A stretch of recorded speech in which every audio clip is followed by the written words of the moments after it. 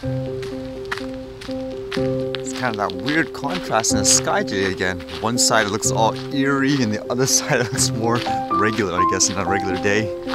I guess I wasn't going crazy yesterday seeing like cherry blossoms and stuff starting to bloom, because this one says spring flowers are blooming in Vancouver while the rest of Canada freezes. So for some reason stuff are growing here already, although it feels a little too cold for stuff to actually grow, which is a little weird. That's actually still one of the things I want to capture, some field or a mountain or something like that with a bunch of flowers and stuff everywhere. Just never thought of the place and where I can go that's accessible, whereas at the same time you can actually fly the drone there, because most of the places are in the restricted airspace and stuff. And what did I read today that caught my attention? This first one said, drone carrying blood falls in lake during tests. A drone carrying blood sample has fallen into Lake Zurich during the test phase of a medical deliveries program. It says no one was hurt, but drivers did not manage to recover the drone on Friday, and the cause of the accident was not known.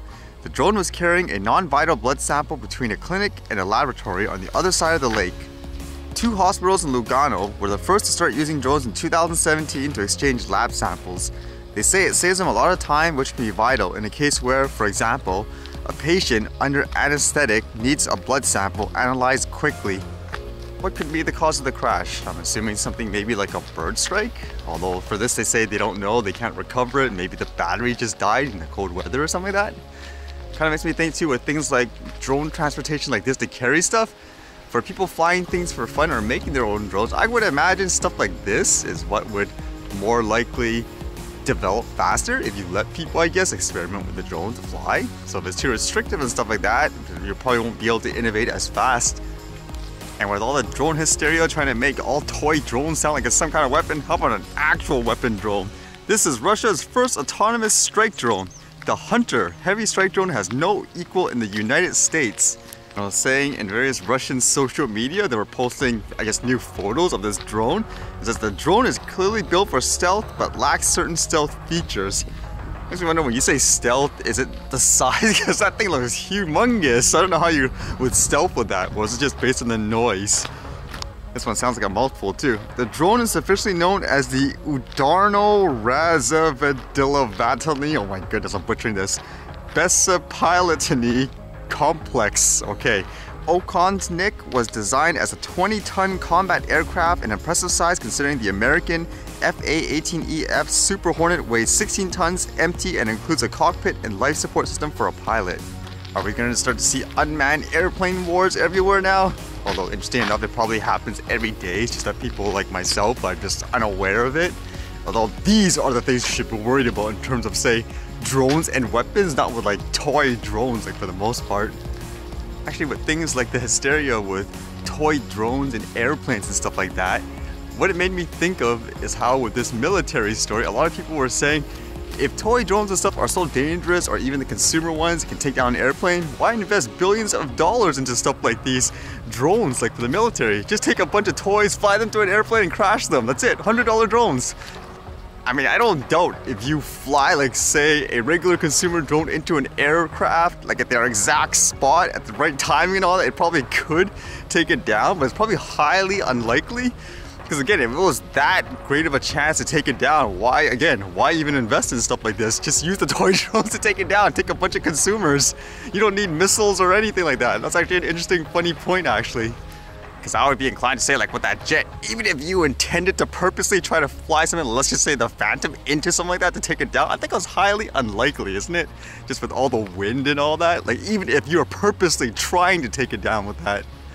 Safety is one thing, but hindering the tech from everyone being able to use it, like just a regular hobby person who could be inspired to do greater things, will just leave you behind, in my opinion, right?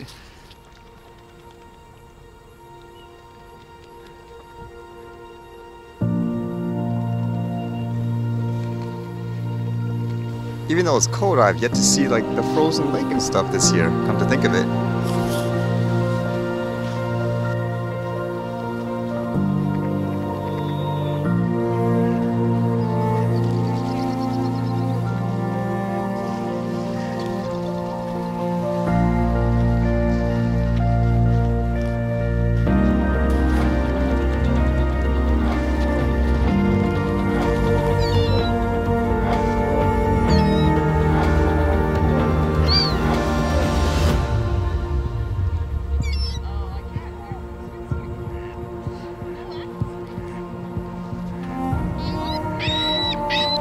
is that, like a piece of bread? I think it's too thick for them to eat.